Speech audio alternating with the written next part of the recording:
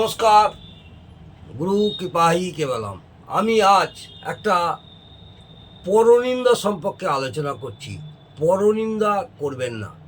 এই ভাববেন জ্ঞান দিচ্ছি, জ্ঞান নয়। পরনিন্দা থেকে দূরে থাকুন। অনেক দেখবেন জাতক জাতিকা, পুরুষ কি মহিলা, পরচর্চা, পরনিন্দা সব সময় লেগে থাকে। ওই অমুকের স্বামী অমুক, অমুকের বউ অমুক, অমুকের ছেলে অমুক।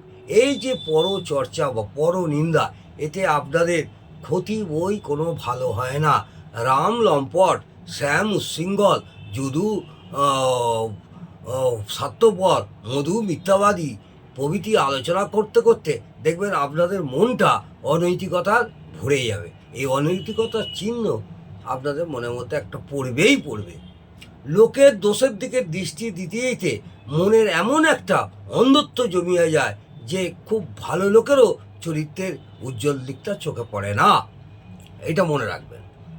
আমাদের সমাজে অনেক ভালো লোকও আছে, সেই সব দিকে আপনাদের আর চোখ পড়বে না। বিশ্বামিত্রের অলোক সামান্য পুরস্কার উপেক্ষিত হইয়া মেনকা ঘটিত সাময়িক অসংযম তখন বড় হয়। রানা প্রতাপের অতুলনীয় স্বদেশপ্রেম অগ্রাহ্য হইয়া সাময়িক অবসাদ প্রসূত অস্থায়ী অস্বীকৃতি পত্র বেশি আলোচনার বিষয় হয়ে পড়ে। আবার দেখবেন স্বামী বিবেকানন্দের অপ্রতিম স্বজাতি বাৎসল্য ও অপূর্ব পৌরসত্ব তুচ্ছ হইয়া তার হ্যাটকোট পরাটাই সামাজিক ফৌজদারি আইনরূপ রাহুগোয়ের কবলে পড়ে। তখন মনে হয় ইয়েও সংসারে নির্দোষ ব্যক্তি নাই।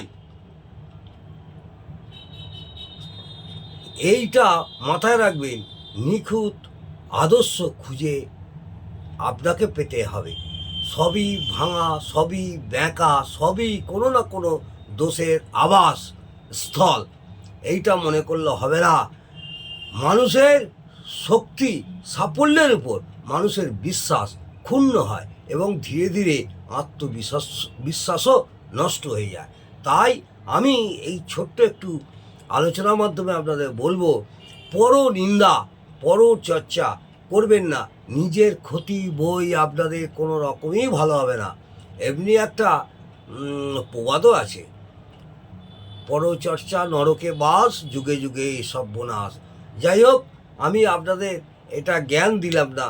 কয়েকটি আমার এই দীর্ঘদিন এই জ্যোতিষ চর্চায় আমি অনেককেই দেখেছি পরচর্চা, পরনিন্দা, পর স্ত্রী কেমন, এই যে মনোভাব, এই থেকে আপনারা একটু দূরে থাকুন।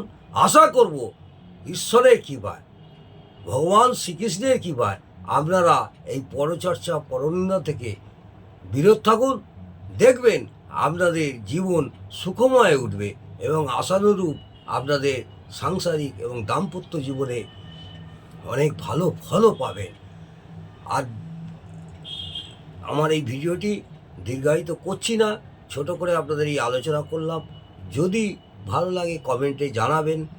আশা করব আপনাদের ভিডিওটি ভালোই লাগবে। আগামী দিনে আমি আরও কিছু উপদেশ বলবো না, আরও কিছু ভিডিও আপনাদের বলবো, যেগুলো অনেক অনেক আপনাদের আশানুরূপ সুফল পাবেন। নমস্কার।